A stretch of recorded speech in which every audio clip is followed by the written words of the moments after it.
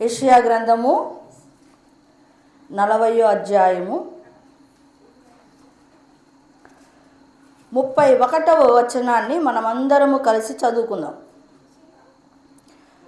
యెషయా గ్రంథము 40వ అధ్యాయము 31వ వచనం. యెహోవా కొరకు ఎదురు చూచువారు నూతన బలము పొందుదురు. వారు పక్షిరాజు వలె రెక్కలు చాపి పైకి ఎగురుదురు. అలయక పరిగెత్తుదురు, సొమ్మసిల్లక నడిచిపోవుదురు. వాక్యము నిమిత్తము దేవుడు మనందరితో కూడా మాట్లాడినట్లుగా వాక్యం నిమిత్తం కూడా ప్రార్థన చేసుకుందాం. స్తోత్రం నైనా పరిశుద్ధుడా, నీకు వందనాలు తండ్రి. ఈ దినమునైనా స్త్రీల కూడికకు నువ్వు ఇచ్చినటువంటి వాక్య భాగమును బట్టి నీకు వందనాలు తండ్రి. అయ్యా, చదివిన లేఖన భాగమును నాయన ఇదిగో నాయన తండ్రి అయ్యా నన్ను నాయన జ్ఞాపకము చేసుకొని నన్ను అభిషేకించి నా ద్వారా వచ్చే మాటలు ప్రభువా నాకు ఉపయోగపడాలి. ఇక్కడ చేరిన ప్రతి బిడ్డకు కూడా ఉపయోగపడినట్టుగా ఆశీర్వదించండి నాయన. ఇదిగో ఆ మాటలు వినే చెవులు, గ్రహించగల ఆత్మ, గైకొనే ఆత్మను దయచేయండి నాయన. అయ్యా, విత్తనము హృదయములో ఫలించినట్లుగా చేయండి. ఆ రీతిగా ఏకాగ్రత గల మనసుతో వాక్యం వినుటకు నాయన మా అందరికీ కూడా దయచేయండి. వినే వారిలో వాక్యము ఫలింపచేయమని యేసు నామములో అడుగుతున్నాను తండ్రి, ఆమేన్. ఇప్పుడు ఇక్కడ చదవబడినటువంటి లేఖన భాగంలో 31వ వచనంలో ఏముంది? యెహోవా కొరకు ఎదురు చూచువారు నూతన బలము పొందుదురు. నూతన బలము పొందుదురు. ఎదురు చూడడం. ఎప్పుడు చూస్తాం మనము ఎదురు? ఇప్పుడు మన పిల్లలే స్కూల్కి వెళ్ళారు, రావాల్సిన టైంలో రాకుండా ఆలస్యమైందనుకోండి, మనం ఏం చేస్తాము? అమ్మో పిల్లవాడు ఇంకా రాలేదేంటి, ఆలస్యమైందండి అని మనము కనిపెడుతూ ఉంటాం. అలా బయటికి వెళ్తుంటాం, మళ్ళీ చూస్తాం, మళ్ళీ లోపలికి వస్తాం. వచ్చేంత వరకు కూడా ఆ పిల్లవాడి కోసము మనము ఎదురు చూస్తూ ఉంటాం. అలాగే మనకు సంబంధించిన వ్యక్తి లేకుంటే బంధువు లేకుంటే ఒక పాస్టరు రావాల్సిన టైంలో ట్రైన్లోనో బస్సులోనో రాలేదనుకోండి, మనం ఏం చేస్తాము? ఆయన వచ్చేంత వరకు ఎదురు చూస్తుంటాం, వెయిట్ చేస్తూ ఉంటాం. అంటే కనిపెడుతూ ఉంటాము అని. మనము అలాగనే ఎలా ఉండాలంటే యెహోవా కొరకు ఎదురు చూచువారు అనే మాట ఉంది. అక్కడ ఎవరి కోసం ఎదురు చూడాలంట? యెహోవా కొరకు. ఈ లోకంలో ఉన్న మనుషుల కొరకే మనం ఎదురు చూస్తాం. మనకు కావాల్సిన వ్యక్తులు రాలేదంటే, కొంచెం ఆలస్యమైందంటే ఎదురు చూస్తాం కదా. అయితే యెహోవా కొరకు ఎదురు చూచువారు ఏం పొందుకుంటారంట? నూతన బలము పొందుకుంటారు. వాళ్ళంట పక్షిరాజు వలె రెక్కలు చాపి పైకి ఎగురుదురు, అలయక పరిగెత్తుదురు, సొమ్మసిల్లక నడిచిపోదురు. అంటే ఇక్కడ మనకు 3 అంశాలు కనబడుతున్నాయి. యెహోవా కొరకు నువ్వు ఎదురు చూస్తే నీకు నూతన బలము వస్తుంది, అలయక పరిగెత్తుతావు, సొమ్మసిల్లక నడిచిపోతావు అని రాయబడింది కదా. ఇక్కడ పక్షిరాజు వలె మనల్ని దేంతో పోలుస్తున్నాడు దేవుడు? పక్షిరాజుతో. పక్షిరాజు ఎవరండి? ఈగల్. గద్దను పక్షిరాజు అని అంటారు, ఈగల్ని ఏమంటారు? పక్షిరాజు. అయితే అసలు పక్షిరాజు ఎవరంటే నిర్గమకాండము 19వ అధ్యాయము 4వ వచనములో ఒక వచనాన్ని మనము చూద్దాం. నిర్గమకాండము 19వ అధ్యాయము 4వ వచనం. నేను ఐగుప్తీయులకు ఏమి చేసి తినో మిమ్మల్ని గద్ద రెక్కల మీద మోసి నా యొద్దకు మిమ్మల్ని ఎట్లు చేర్చుకుంటునో మీరు చూచితిరి. ఎలా ఎలా ఎలా అంటే ఐగుప్తులో ఎవరున్నారు? ఇశ్రాయేలీలు, తన జనాంగం ఉంది. ఐగుప్తులో ఉన్నప్పుడు ఎంతగానో వాళ్ళు కష్టపడ్డారు. బానిసలుగా వారు బానిసత్వపు బ్రతుకులో బ్రతికినప్పుడు దేవుడు మాట్లాడుతున్నాడు. ఏమని మాట్లాడుతున్నాడు? ఎలా తీసుకొచ్చాడంట?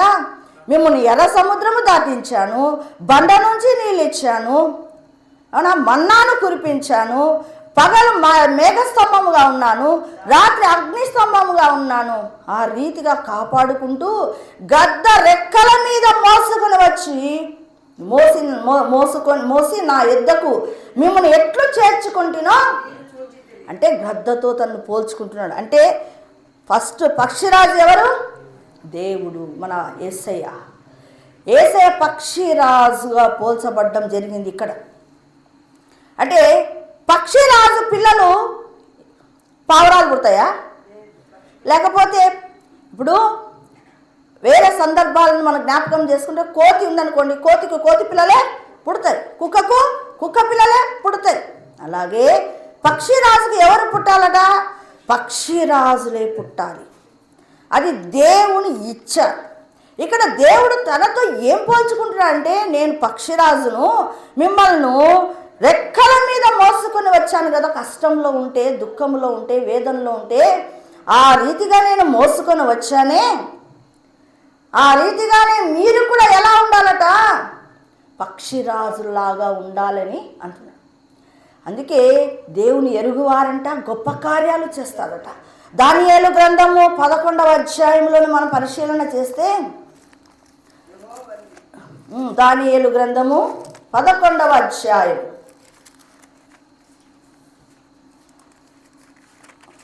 32వ వచనం చూడండి, మధ్యలో నేను చదువుతున్నాను. అయితే తమ దేవుని ఎరుగువారు నూతన బలము కలిగి గొప్ప కార్యాలు చేయదు.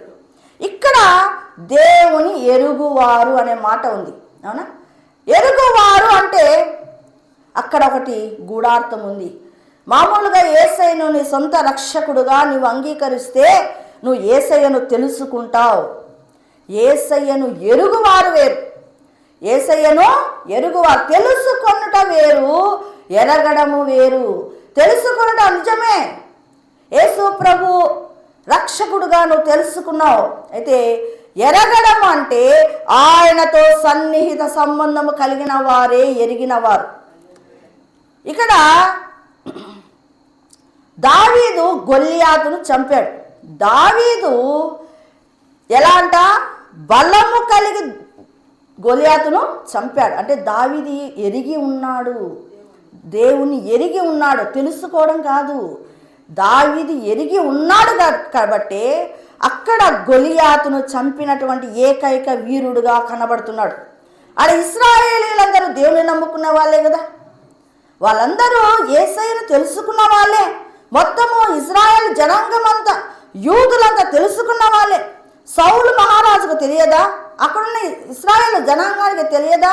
యూదా జనాంగానికి తెలియదా? అయితే ఎరిగిన వాడు ఎవరు? దావీదు ఒక్కడే ఎరిగిన వాడుగా ఉన్నాడు. అంటే దేవునితో సన్నిహిత సంబంధాన్ని కలిగి ఉన్నాడు కాబట్టే గొలియాతు అతని ఎదుట చిన్నవాడుగా కనబడుతున్నాడు. అందుకే నూతన బలముతో ఏం చేశాడు? గెలిచాడు, గొలియాతును చంపివేయడము జరిగింది. చూడండి, మామూలుగా యెహోవా కొరకు ఎదురు చూడడంలో అంటే ఎక్కువ భాగము నీవు ఎక్కువగా దేవుని సన్నిధిలో కనిపెట్టడం అనేది నీ జీవితంలో ఉండాలి. తెలుసుకున్నప్పుడు నువ్వు సూరకార్యాలు చేయగలవా? దేవుని ఎరుగురు వారు గొప్ప కార్యాలు చేస్తారంటున్నాడు. ఎరగడం అంటే నీ ప్రార్థన నువ్వు కూడా చేస్తుంటావు. 5 నిమిషాలు ప్రార్థన, 10 నిమిషాలు ప్రార్థన చేస్తూ ఉంటావు. ప్రార్థన చేయకుండా ఉండవు, ఎందుకంటే రక్షింపబడ్డావు కాబట్టి. 5 నిమిషాలు 10 నిమిషాల ప్రార్థన ద్వారా నువ్వు గొప్ప కార్యాలు చెయ్యలేవు. యెహోవా వలననే నేను సూర్యకార్యములను చెయ్యగలను, యెహోవా వలననే నేను ప్రాకారములను దాటగలను అని. అంటే ఎప్పుడు యెహోవా వలన ఇటు కార్యాలు చేయగలవు? నువ్వు ఎప్పుడైతే సన్నిహిత సంబంధాన్ని కలిగి ఉంటావో అప్పుడు నీవు సూర్యకార్యములు చెయ్యగలవు. ప్రార్థన వాక్యము నీ జీవితములో ఎడతెగక ఉన్నప్పుడే. నేను చెప్తాను ఒక ఎగ్జాంపుల్. ఈ యొక్క సెల్ 100% ఛార్జింగ్ ఉంది. ఛార్జింగ్ ఉన్నప్పుడు నువ్వు అందరితో మాట్లాడుతావు, అక్కడ ఉన్నటువంటి విషయాలు నువ్వు తెలుసుకోగలుగుతావు, సంబంధాలు సన్నిహిత సంబంధాలు ఏర్పడతాయి, అవునా లేదా? మనం సెల్కు ఛార్జింగ్ 100% పెట్టుకొని నువ్వు యూజ్ చేసావనుకో అవతలతో మాట్లాడతావు, అవతల విషయాలన్నీ నీకు తెలుస్తాయి. అంతేకాకుండా ఇద్దరి మధ్య బాండింగ్ ఉంటుంది, సన్నిహిత సంబంధము ఉంటుంది. అక్కడ విషయాలు ఇక్కడ విషయాలు. ఇప్పుడు ఎప్పుడైతే నువ్వు ఛార్జింగ్ 100% పెట్టుకుంటావో, 60% పెట్టుకున్నా సాగుతుంది. అసలే ఛార్జింగ్ ఒకవేళ మాట్లాడి నీ ఛార్జింగు 5కి వచ్చింది అనుకోండి, ఆ తర్వాత ఏమైపోతుంది? స్విచ్ ఆఫ్ అయిపోతుంది. స్విచ్ ఆఫ్ అయిపోయింది అనుకోండి, నువ్వు అవతల వ్యక్తితో మాట్లాడగలవా? తర్వాత వాళ్ళతో సంబంధాలు ఉంటాయా? ఏముండవు. కనెక్షన్స్ తెగిపోతాయి. కాబట్టి ఛార్జింగ్ మనము నిరంతరము పెట్టుకుంటూనే ఉండాలి. నువ్వు ఏదైనా ఒక బయటికి వెళ్ళాలంటే ఫస్ట్ నువ్వు ఏం చేస్తావు తెలుసా? ఏమి లేకపోయినా మనం చేసేది ఇప్పుడు ప్రజెంట్ ఏం చేస్తావు? ఫస్ట్ సెల్లుకు పొద్దున్నే అందరికంటే ముందుగా నువ్వు చేసే పని ఏందో తెలుసా? ఛార్జింగ్ పెట్టుకుంటావు. అమ్మో ఊరికి బయలుదేరుతున్నా, మళ్ళీ అక్కడ ఆ యొక్క ఛార్జర్ ఉంటుందో లేదో, నేను ఫుల్గా పెట్టుకొని పోదాం అని లోకపరంగా నువ్వు ఆలోచన చేస్తావా లేదా? చేస్తావు ఖచ్చితంగా. నా సెల్ ఛార్జర్ అక్కడ ఉంటుందో లేదో, నేను వాడే సెల్ అక్కడ వాడుతున్నారో లేదో అని చెప్పి నువ్వు 100% ఛార్జింగ్ పెట్టుకొని పోతావు. లోకపరంగా అయితే మన ఆలోచనలు ఎంత యాక్టివ్గా పనిచేస్తున్నాయో చూడండి. అయితే దేవుడు ఏమంటున్నాడంటే, ఎట్లా అంటే మనం ఏ రీతికైతే ఛార్జింగ్ పెట్టుకుంటున్నామో మనం నీకు నాకు సంబంధం అలాగా ఉండాలా అని కోరుకుంటున్నాడు. ఇప్పుడు యేసయ్యతో నువ్వు అటువంటి సన్నిహితంగా ఉన్నప్పుడు యేసయ్య యొక్క లోపల అభిప్రాయాలు మనకు తెలుస్తాయి. యేసయ్య మన గురించి ఏమనుకుంటున్నాడో తెలుస్తాయి. ఆయన మాటలలో మనం ఎలా ఉన్నామో తెలుస్తుంది. కాబట్టి మనము నిరంతరము సంభాషణ అనేది దేవునితో గంటల తరబడి చేసే కొద్దీ, అవును ఛార్జింగ్ 5 నిమిషాలు పెడితే ఎంతో కొంత ఎక్కుతుంది. అదే చాలాసేపు గంట సేపు పెట్టామనుకోని ఛార్జింగ్ 100% వస్తుంది. అవునా? అప్పుడు ఎక్కువ సమయం నువ్వు వాడుతావు. అవునా? ఆ రీతిగానే మనము ఎక్కువ సమయాన్ని దేవునికి ఇచ్చినప్పుడు నీకేం ఏర్పడుతుందంటే సన్నిహిత సంబంధము వస్తుంది. చూడండి, ఒక బలిష్టమైన చెట్టు బాగా పచ్చగా ఆరోగ్యంగా ఉండాలంటే అంతే రీతిగానే అది భూమిలో నుండి నీరును లాక్కోవాలి. అప్పుడే అది ఫలిస్తుంది, చూడటానికి పచ్చగా ఉంటుంది, అందరికీ నీడనిచ్చేదిగా, అందరికీ ఉపయోగకరంగా ఉండేదిగా ఉంటుంది. అదే చెట్టు, అంత బలిష్టమైన చెట్టుకు నువ్వు నీరు అందించకపోతే ఎంత బలిష్టమైన చెట్టు అయినా సరే కొంతకాలానికి అది కూలిపోతుంది. కాబట్టి మనము సరే నేను ఆత్మీయంగా ఉన్నాను, ఇప్పుడు ప్రస్తుతం బాగున్నాను అని అనుకోవడానికి లేదు. భక్తి జీవితంలో లేదు. భక్తి జీవితంలో అది నిరంతర ప్రక్రియ. మనం నిరంతరము నూతన పరచబడుతూనే ఉండాలి, నిరంతరము ప్రార్థన చేసుకుంటూనే ఉండాలి, నిరంతరము వాక్యము చదువుకుంటూనే ఉండాలి, నిరంతరము దేవునితో సంబంధాలు కనెక్షన్లలో మనం ఉండాలి. క్రైస్తవులమైనటువంటి మనము ప్రతిరోజు ఏమనుకోవాలంటే, అమ్మో నా సెల్లుకు ఛార్జింగ్ పెట్టుకోవాలి. ఏమనుకోవాలి? నా సెల్లుకు ఛార్జింగ్ పెట్టుకోవాలి. అది ఖచ్చితంగా మనం నేర్చుకోవాల్సినటువంటి అంశం. ఎఫెసీయులకు రాసిన పత్రిక 6వ అధ్యాయము 10వ వచనాన్ని మనము చదువుకుందాం. తుదకు ప్రభు యొక్క మహాశక్తిని బట్టి ఆయన యందు బలవంతులై ఉండుడి. మహాశక్తిని బట్టి ఎక్కడంటే చివరికి మహాశక్తిని బట్టి ఆయన యందు బలవంతులై ఉండుడి. నేను పక్షిరాజు గురించి చెప్తా ఉన్నాను కదా. పక్షిరాజు అంటే గ్రద్ద ఆకాశంలో 2 రెక్కలను చాపి పైకి ఎగురుతుంది. ఆ 2 రెక్కలు ఏంటో తెలుసా? ఒక రెక్క ఏమో ప్రార్థన, ఒక రెక్క ఏమో వాక్యం.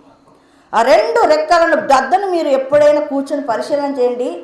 అది ఎంత నిబ్బరముగా గాల్లో ఎగురుతుందంటే అన్ని పక్షుల్లాగా ఇలా ఊగుకుంటూ ఏమది పోదు. రెక్కలు ఇలా జాపిందంటే అట్లే పోతుంటుంది. అది దాని ఎలా ఉంటుందంటే దాని రాజరికమే వేరుగా ఉంటుంది. ఎందుకు? దానిలో ఒక కాన్ఫిడెన్స్ ఉంది, దానిలో ఒక ధైర్యం ఉంది, నన్ను ఎవ్వరు ఏమీ చేసుకోలేరని. అంటే 2 రెక్కలను బాగా చాపి అది గాలిలో ఎగురుతూ ఉందంట గ్రద్ద. అప్పుడు ఒక కాకి దాని తల మీదకి ఎక్కి గ్రద్దను పొడుస్తూ ఉందట, చాలా సతాయిస్తూ ఉందట. సతాయిస్తూ ఉంటే ఈ గ్రద్ద ఏమనలేదట, అనకుండా మెల్లగా తన వేగాన్ని పెంచిందట. తన వేగాన్ని పెంచి పైకి పైకి పైకి పైకి పైకి వెళ్తూ ఉంది. అలా పైకి పైకి వెళ్తుండగా కాకికి ఊపిరాడము చేత కాలేదు. వెంటనే కాకి ఏమైపోయింది, పైనుంచి కింద పడిపోయింది. పక్షిరాజు ఏం చేస్తుందంట, దానికి మహాశక్తిని బట్టి ఏమంటే ఎలా ఉందంట, బలవంతురాలుగా అలాగ ఉండాలట మనము.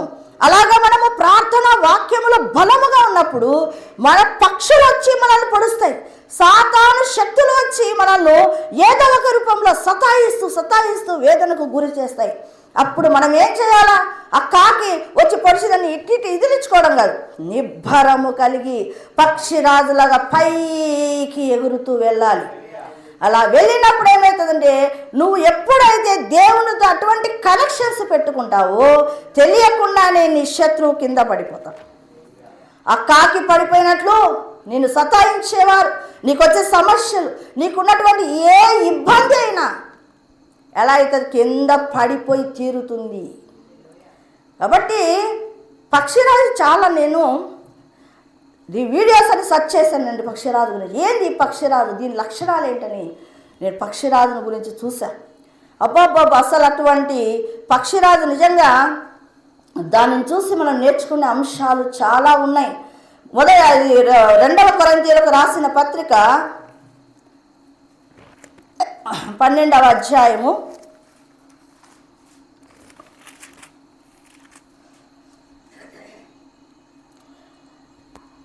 10వ వచనం. నేనెప్పుడు బలహీనుడను అప్పుడే బలవంతుడను. పౌలు అంటున్నాడు, ఏమంటున్నాడు, నేనెప్పుడు బలహీనుడను అప్పుడే బలవంతుడని అంటున్నాడు. చాలా సందర్భాల్లో మనము విశ్వాసులు అయినటువంటి మనము చాలా సందర్భాల్లో బలహీనులం అవుతాం. అయితే పౌలు భక్తుడు అంటున్నాడు, నేను ఎప్పుడు బలహీన అవుతానో అప్పుడే బలవంతుని అవుతాను. ఈ పక్షిరాజు గురించి చెప్తున్నాను కదా. పక్షిరాజు జీవితకాలం 70 సంవత్సరాలట, దగ్గర 70 సంవత్సరాలు బ్రతుకుతుందట. అది ఏం చేస్తుందంటే 30 సంవత్సరాలప్పుడు అది ఏం చేస్తుందట, అది దాని యొక్క ముక్కు చాలా షార్ప్గా ఉంటుందట, దాని గోర్లు చాలా షార్ప్గా ఉంటాయి. అయితే 30 సంవత్సరాలు వచ్చే లోపల దాని ముక్కు బలహీనమైపోతాయి, దాని గోర్లు బలహీనమైపోతాయి. వెంటనే ఏం చేస్తుందంటే తన ఆయుష్ను పెంచుకోవడానికి, తన బలమును తిరిగి పునరుద్ధరించుకోవడానికి ఏం చేస్తుందంటే ముక్కును తీసుకొని పై స్థలానికి వెళ్ళి కొండ మీద కూర్చొని దాని ముక్కును బాగా ఇలా కొట్టి ముక్కును విరగొట్టుకుంటుందట. విరగొట్టుకొని ఆ ముక్కు పెరిగేంత వరకు మళ్ళీ కింది ఛాయలోకి రాదట. ముక్కు పెరిగేంత వరకు అక్కడే ఉంటుందట. ముక్కు పెరిగిన తర్వాత ఆ ముక్కు సహాయం, అది ఎందుకంటే మళ్ళా వచ్చినటువంటి ఆ యొక్క ముక్కు చాలా బలిష్టంగా మళ్ళా తయారవుతుంది. ఆ ముక్కుతో ఆ యొక్క కాళ్ళకు ఉన్నటువంటి ఆ గోర్లను తన ముక్కుతోనే పీకేస్తుందట. అలా పీకేసి మరలా గోర్లు పెరిగేంత వరకు అదే స్థలంలోనే ఉంటుందట. ఆ తర్వాత 30 సంవత్సరాలకు ఏమవుతుందంట, ఆ యొక్క ఈకలన్నీ బలిష్టంగా అయిపోతాయంట. అవన్నీ కూడా చాలా మొద్దుబారినట్లు అయిపోతాయంట. అవన్నీ శరీరానికి అతుక్కొని పోతాయట. అందుకు దానికి ఎగరడానికి కష్టం. కాబట్టి ఏం చేస్తుందంట, బలిష్టముగా ఉన్న ఈకలన్నీ పెరికి వేస్తుందట. ఆ యొక్క ముక్కుతో ఏం చేస్తుంది, పెరికి వేస్తుంది. అన్నీ పెరికేసి లేతగా ఉన్నటువంటి ఆ యొక్క ఈకలను మాత్రమే పెట్టుకొని ఒక చోట కూర్చుంటుందట. తర్వాత ఈకలన్నీ వచ్చేసిన తర్వాత మరలా నూతన శక్తితో మరలా ఎగరడం ప్రారంభిస్తుందట. రండి, మన జీవితంలో కూడా బలహీనతలు రాని రోజు ఉండదు, అవునా? ప్రతిరోజు నూతనమైన శక్తితో బలముతో మనమేమో ముందుకు వెళ్ళే ఉండవు. ఎందుకంటే సాతాను, ఎందుకే చెప్పాను కదా, కాకులు వచ్చి ఏం చేస్తుంటాయి, కొన్ని సందర్భాలలో పొడుస్తూ ఉంటాయి. కొన్నిసార్లు బలహీనమైన స్థితిలో పడిపోవచ్చు, కొన్నిసార్లు ప్రార్థన శక్తితో ఏం చేస్తారు, బలవంతులుగా మారడము. అయితే పక్షిరాజు వలె ఏం చేయాలట, మనము ఎప్పుడు బలహీనంగా ఉంటామో అప్పుడు మనము తిరిగి పునరుద్ధాన శక్తిని పొందుకునే రీతిగా ఏం చేయాలా, దానిలాగా పక్షిరాజులాగా మనం తయారు కావాలి. జాన్ వెస్లీ మహాభక్తుడు ఎప్పుడైనా నేను ఆత్మీయంగా బలహీనుడుగా ఉన్నాడని తనకు అనిపిస్తే, లేదు బా, నా ప్రార్థన సరిగా లేదు, నాకేదో లోపల సంతోషం లేదు అనిపిస్తే వెంటనే 3 రోజులు ఉపవాసం ఉండి తన జీవితంలో ఉన్న బలహీనతలన్నీ పెరికేసుకుంటాడట. తన జీవితంలో ఉన్న ముళ్ళ పొదలన్నిటినీ పెరికేసుకుంటాడంట. పెరికేసుకొని మరలా నూతనమైన స్పందాలో దేవునితో కలిసి నడుస్తాడట. రీతిగా పక్షిరాజు ఏ రీతిగా తాను ఆయుష్ను పెంచుకోవడానికి చేస్తుందో ఆ రీతిగానే మనము కూడా మన యొక్క ఆత్మీయ జీవితాన్ని బలపరచుకోవడానికి ఏం చేయాలా? అప్పుడప్పుడు ఉపవాసం ఉండి ఏం చేసుకోవాలి? నువ్వు కడుగుకోవాలా. కడుగుకొనుట అనే అంశం మన జీవితంలో నిరంతరం ఏం చేస్తున్నా సాగుతూనే ఉండాలి. అంటే అది చేసుకోలేదు ఆ సంసోను ఆ పని చెయ్యక తాను బలహీనమైన స్థితిలో ఉన్నానని తెలిసి కూడా ఏం చేస్తున్నాడు? అదే పాపములోనే కొనసాగుతూ ఉన్నాడు.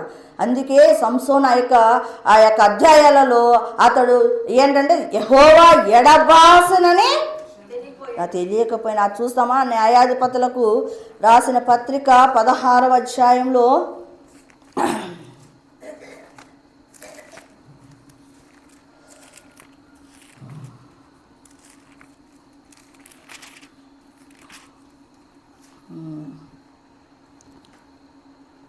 ఒక్కసారి జ్ఞాపకం చేసుకోమని అంటాడు సంసోను. 28వ వచనం చూడండి. 28. అప్పుడు సంసోను, యెహోవా ప్రభువా దయచేసి నన్ను జ్ఞాపకము చేసుకొనుము, దేవా దయచేసి ఈసారి మాత్రమే నన్ను బలపరచు. ఏమంటున్నాడు? ఈసారి నన్ను ఎండింగ్కి వచ్చింది కాదు సమయం ఎండింగ్కి వచ్చేంత వరకు మనకు ఏది కూడా తలలోకి ఎక్కదు. దేవుడు హెచ్చరిస్తుంటాడు, నువ్వు చేస్తున్నావు తప్పు, ప్రార్థన సరిగ్గా చేయటం లేదు, ఏంటి నీ జీవితం ఇలాగుంది, ఎన్నో రకాలుగా నీకు మనస్సాక్షి ఉంటే ఖచ్చితంగా దేవుడు నీతో మాట్లాడుతూనే ఉంటాడు. ఖచ్చితంగా మాట్లాడుతున్నాడు. అట్లా సంసోనుతో దేవుడు మాట్లాడుతూనే వచ్చాడు. అయితే సంసోను వాటన్నిటిని ఏం చేశాడు? పక్కన పెట్టాడు. అదే దావీదు మొదటి సమూయేలు 17:50 ఏమన్నా తెలుసా? నేను ఫిలిష్తీయులపై బలము కలిగిన వాడంట. ఫిలిష్తీయులపై బలము గలవాడైన మాట రాయబడింది. బలము గలవాడుగా దావీదు ఉన్నాడు. ఇక్కడ సంసోను చూస్తే ఎలా ఉన్నాడు? బలహీనుడైపోయాడు. చూడండి, మనకు శరీరము, మన యొక్క బాడీ ఇలా చూస్తున్నాం కదా, ఈ శరీరాన్ని చూసి మనము చాలాసార్లు అమ్మో నేను సన్నగా అయిపోతున్నాను, నాకు ఆరోగ్యం సరిగా లేదు అని నువ్వు ఎంత కేర్ తీసుకుంటావు? అవునా? ఏం చేస్తావు? దానికి మంచి తిండి పెడతావు, విటమిన్స్ ఏంటేంటో ట్యాబ్లెట్స్ వేసుకుంటావు, నాకు మంచి ఆరోగ్యం ఉండాలి, వ్యాయామం చేస్తావు, మంచిగా విశ్రాంతి కావాలని నిద్రపోతావు. ఎన్ని రకాలుగా ఈ యొక్క బాడీకి నీవు ఆలోచన చేస్తావు. అయితే ఏదో ఒక రోజు ఈ శరీరమే ఏమవుతుంది? దాని రూపురేఖలు మారుతూనే వస్తాయి. నువ్వు ఎంత పుష్టికర ఆహారము పెట్టినా నీ వయస్సు పెరిగే కొద్దీ ఏమవుతుంది? మెల్లమెల్లగా నువ్వు డౌన్ఫాల్ కావడము గ్యారెంటీ. అయితే అదే ఆహారము ఆత్మకు పెట్టు, నువ్వు దినదినము పక్షిరాజు వలె ఎదుగుతూ పోతావు. శరీరానికి నువ్వు ఎన్ని రకాల పోషకాలు పెట్టినా, ఎన్ని రకాల విటమిన్స్ వేసినా, ఎన్ని రకాల మాంసము, చికెన్, ఫిష్ పెట్టినా, మంచి నిద్ర ఇచ్చినా, మంచి వ్యాయామం ఇచ్చినా, ఒకానొక దినములో అది మెల్లమెల్లగా కిందికి దిగిపోతూనే ఉంటుంది. అయితే వారు ముసలి ప్రాయమందు చిగురు పెట్టుడు అనేది ఆత్మకు సంబంధించింది. నువ్వు ఆత్మలో గాన అదే బలమును యూజ్ చేసావనుకో, అవును ఇన్ని పోషక పదార్థాలను నా శరీరాన్ని పెడుతున్నాను కదా, నా ఆత్మకు ఎందుకు పెట్టకూడదని నువ్వు డిసైడ్ అయితే నీ ఆత్మ ఎలా అవుతుందట? పుష్టి కలిగి ఉంటుంది. నీ ఆత్మ పుష్టి కలిగి ఉంటుంది. నిజంగా రోమియోలకు రాసిన పత్రిక 4వ అధ్యాయం చూడండి. అక్కడ అబ్రహామును గురించి ఒక మాట రాయబడింది. 4వ అధ్యాయము 22వ వచనములో విశ్వాసము వలన బలము పొందెను. ఎవరు పొందింది అది? అబ్రహాము. అబ్రహాము దేవుని నమ్మెను, అది అతనికి నీతిగా ఎంచబడెను అనే మాట ఉంది. అబ్రహాము ఎవరు నమ్మాడు? దేవుని నమ్మాడు. ఎలా? నీతిమంతుడు విశ్వాసం మూలముగా జీవించును. అవునా? నీతిమంతుడు అనే నువ్వు ఎలా పిలువబడుతున్నావు అంటే విశ్వాసము ద్వారా. అబ్రహాము కూడా విశ్వాసము ద్వారానే దేవుని నమ్మాడు. విశ్వాసము ద్వారానే ఇక్కడ ఏం పొందుకున్నాడట? మరి ఆ విశ్వాసం ఏంటి? ఈ విశ్వాసం ఏమిటి? విశ్వాసముతో రక్షణ పొందినాడు. ఆ విశ్వాసం ఏమి కావాలా? 1వ అధ్యాయంలో రోమీలకు రాసిన పత్రిక 1వ అధ్యాయము 17వ వచనం చూడండి. నీతిమంతుడు విశ్వాస మూలముగా జీవించునని వ్రాయబడిన ప్రకారము విశ్వాస మూలముగా అంతకంతకు విశ్వాసము కలుగునట్లు. ఎట్లంట? అంతకంతకు విశ్వాసము కలగాలి. అంతకంతకు విశ్వాసం ఎలా కలుగుతుంది? ఎప్పుడైతే నువ్వు ప్రార్థన చేస్తావో తెలియకుండానే. అందుకే కదా అబ్రహాము తన జీవితంలో ఎక్కడికి పోయినా బలిపీఠాలు కట్టాడు, ప్రార్థన బలిపీఠాలను కట్టాడు. దేవునితో సన్నిహిత సంబంధాన్ని కలిగి ఉన్నాడు, దేవునితో మాట్లాడుతున్నాడు, దేవునితో స్నేహము కలిగి ఉన్నాడు. అందుకే అబ్రహాము విశ్వాసము వలన బలము పొందుకున్నాడు. కాబట్టి మనకి పక్షిరాజుకు 2 రెక్కలు ఎలాగ ఉన్నాయో ఆ రీతిగా మనము 2 రెక్కలను బలపరచుకోవాలి. ఆ 2 రెక్కలను మనము రెక్కలు చాపి పైకి ఎగరాలంటే దానిలో ఉన్నటువంటి పనికి రానివన్నీ పెరికి వేసుకోవాలి. ఈకలను, ఆ బలిష్టమైన ముదిరిపోయినటువంటి ఏ ఈకలైతే ఉన్నటువంటి పెరికి వేసుకోవాలి. ఏవైతే మన జీవితంలో బలహీనంగా ఉన్నాయో, ముక్కు బలహీనమైపోయింది, దాని యొక్క గోరు బలహీనమైపోయినాయి. నీ జీవితంలో ఏ బలహీనతలు ఉన్నాయో ఆ బలహీనతలను పెరికి వేసుకోవాలి. పెరికి వేసుకోకుండా నువ్వు ఎప్పుడు కూడా నీకు బలము రాదు. చెప్తున్నా చూడండి. నీ జీవితంలో పనికిరాని తీగలను పెరికి వేసుకోవాలి, పనికిరాని ఈకలను పెరికి వేసుకోవాలి. పనికిరానటువంటి ముక్కు ఏదైతే ఉందో, బలహీనమైనవి ఏవైతే ఉన్నాయో వాటిని పెరికి వేసుకోవాలి. పెరికి వేయకుండా నేను ప్రార్థన చేస్తానంటే వ్యర్థము. పెరికి వేసుకోకుండా వాక్యము చదువుతాను, 10 అధ్యాయాలు 20 అధ్యాయాలు చదివినా వ్యర్థము. ఏం చేయాలి? ఫస్ట్ మన జీవితంలో మొదటగా చేయవలసినవి కొన్ని ఉన్నాయి. పక్షిరాజును చూసి మనము నేర్చుకోవాలి. అసలు ఏదైనా వర్షం వస్తేట, వర్షం వచ్చిందనుకోండి, పక్షులన్నీ ఏమైపోతాయి? వెంటనే కిలకిలకన లేసేస్తాయి. ఎక్కడెక్కడ ఉన్నా లేచి తన గూటికి చేరుకుంటాయి. అమ్మో సేఫ్ ప్లేస్కి వెళ్ళాలి అని చెప్పి పక్షులన్నీ ఎగిరిపోయి ఎక్కడో చోట దాక్కుందామంటే. అంటే పక్షిరాజు ఏం చేస్తుందంటే తెలుసా? ఎంత ఆశ్చర్యం వేసిందంటే నాకు, ఆ పక్షిరాజు వర్షం పడుతుందంటే మిగతా పక్షుల్లాగా దాక్కోవడం లేదు. ఆ పక్షి అంట రెక్కలు చాపి ఎగురుకుంటూ మేఘాలకు పైకి పోయిందట. మేఘాలకు పైకి పోయి ఎగురుతుందట ప్రశాంతంగా. వర్షం నడుస్తుంది, మేఘాల ద్వారా వస్తుంది. అది ఏం చేస్తుంది? నేను తడవకుండా, నేను సురక్షితంగా ఉండాలంటే ఏం చేయాలో? మేఘాలకు పైకి వెళ్ళిపో. మేఘాల పైకి వెళ్ళి అక్కడ ఇక్కడ కింద ఉన్న పక్షుల కిల్ల అని శబ్దాలు, ఎక్కడెక్కడో దాక్కోవాలని వాడు సతాయింపు. ఆ పక్షులు ఎవరో తెలుసా? నువ్వు నేనే. సరిగ్గా ఎగరలేని స్థితి.